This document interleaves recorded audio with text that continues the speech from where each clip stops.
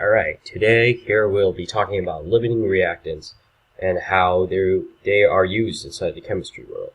So when you react two things together, sometimes you're not going to get exactly the amount, the mole ratio of one to the other exactly right.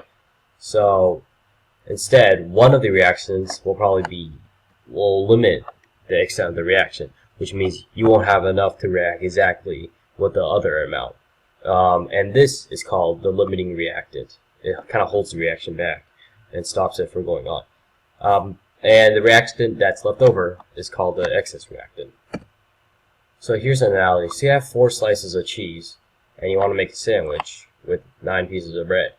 But you have 1 piece of cheese for every 2 pieces of bread. So what you get is basically 4 complete sandwiches with 4 pieces of cheese.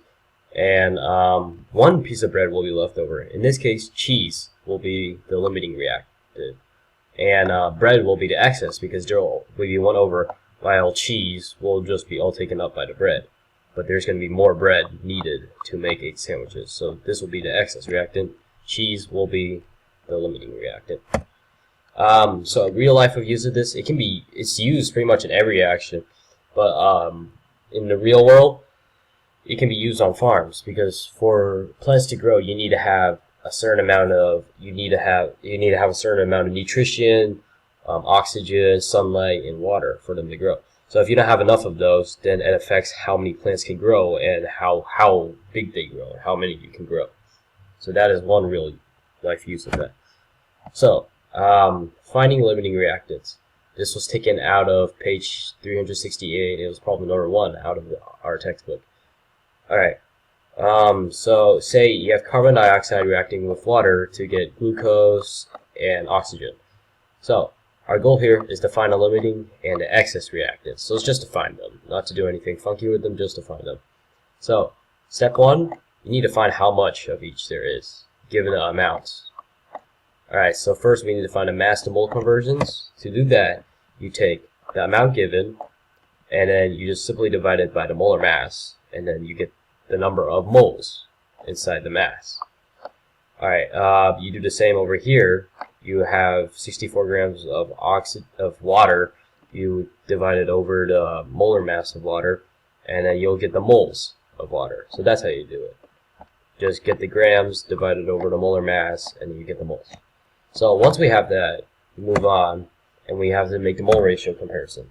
So inside the equation, the mole ratio was 6 to 6, which equals 1.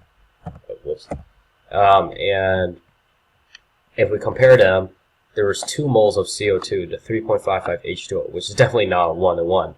As you can see, there is less of CO2 than there is of water. So the actual ratio is less, and in this equation, there's only 2 moles to 3.55. So that means CO2 is a limiting reaction. So that is how you find which one's limiting and which one's excess. Alright, so what do we do with the limiting reactant? Well, we can find the products and how much excess reactants are left over and used. So in this case, we have sodium with iron oxide, producing solid iron and Na2O. So how much iron is produced if a certain amount of sodium and iron oxide react, and how much excess reactant is left over? So, to find the limiting reactants, you do the same deal as before. You have to convert from the mass to the moles. And to do that, you just divide by the molar mass, and you get an amount of moles. Same deal here. You have the mass given, and you divide it over the molar mass, which is this. And then you get the number of moles of iron oxide. So once you get those 2 moles, you do the same deal as before. The mole ratio was 6 to 1 inside the equation, so theoretically it would be 6. But what we actually got was 4.350 moles of sodium to 0.6261 moles of iron oxide. So if you divide that over, you get 6.947, which is more than 6, which was inside the equation. So since we got more of the sodium in this reaction, it's almost 701. That means sodium is the excess reactant, which means the iron oxide is the limiting one because there's less of it. inside the actual amount given. So what do we do with that? Well, we can find the iron oxide. We can find an amount of it produced. So we use the limiting reactant because that's going to determine how much of something is produced. So you simply just use mole ratios over here. So it's 2 to 1 of iron, and then you multiply it by the molar mass of iron, and then you get the amount of iron produced. So by multiplying by the mole ratio of the product, multiplied by the molar mass of the product, you get the amount produced.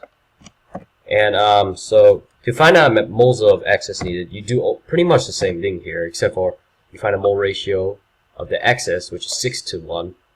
So you just cancel those out. And then you multiply it by the molar mass, which is 2.99 of sodium. And then so this is how much is used. To find the excess over, you just subtract the given over what you got, what is used, and then this is the excess. So that is how you get the excess. So some extra stuff here.